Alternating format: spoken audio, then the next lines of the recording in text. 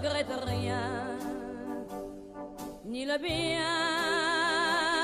qu'on m'a fait, ni le mal, tout ça m'est bien égal.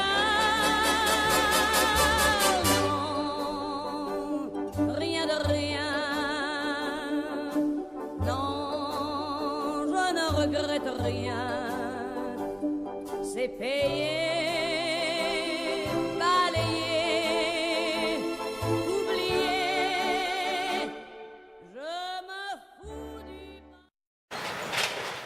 Bonjour, donc nous sommes aujourd'hui le vendredi 22 septembre 2017, actuellement sur l'échangeur entre le village de Spartak, le quartier d'Oktoberski et la ville de Donetsk. Donc, nous sommes au nord de la cité libre et rebelle du Donbass, avec derrière moi le monument, en fait le panneau monumental de l'entrée de la ville, auquel a été rajouté très récemment l'inscription donc Gorod Geroi, c'est-à-dire la ville des héros, avec également plus haut donc une décoration qui a été rajoutée sur la colonne.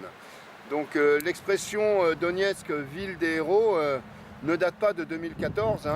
L'expression Donetsk, ville des héros, date déjà de l'époque de la Grande Guerre patriotique, donc la Deuxième Guerre mondiale, où notamment les mineurs de la ville de Donetsk s'était illustré lors des combats contre les forces allemandes.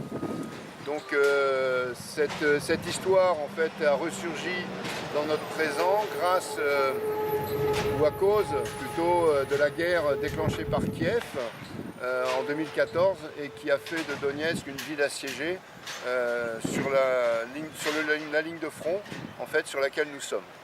Donc je profite de cette nouvelle inscription illustrant un peu l'héroïsme des gens de Donetsk, pour signaler que la République populaire de Donetsk aujourd'hui est une petite république mais qui montre l'exemple, qui risque même d'être un laboratoire d'idées, d'organisation politique et de positionnement géopolitique également en Europe.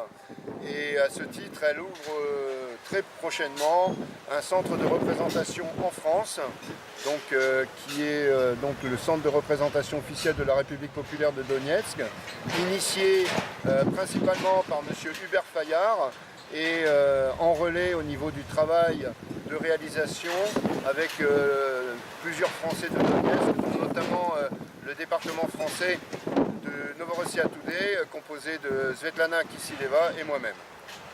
Donc depuis plusieurs mois, nous travaillons avec Hubert Fayard pour élaborer ce centre de représentation de la République de Donetsk. Hubert avec 3 autres personnes, dont 2 élus locaux. Il est venu donc à Donetsk fin juin. Et à l'occasion de sa première visite dans la capitale du Donbass, Hubert Fayard donc, a signé un protocole d'accord avec le ministère des Affaires étrangères, donc représenté par Madame Nikonorova. Donc l'inauguration aura lieu en grande pompe, si je puis dire ainsi, à l'hôtel Novotel au Prado à Marseille, ce 25 septembre à 16h30.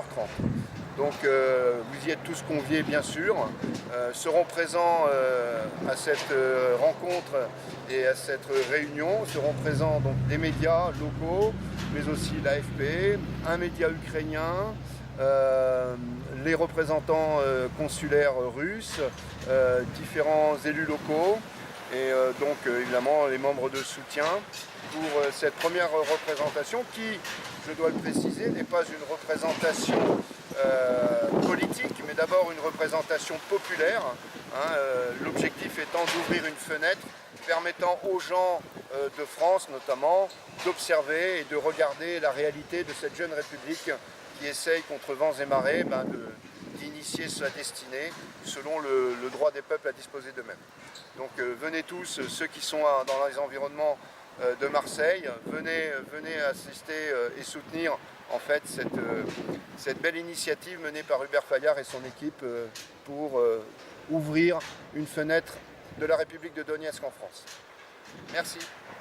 Merci Erwan.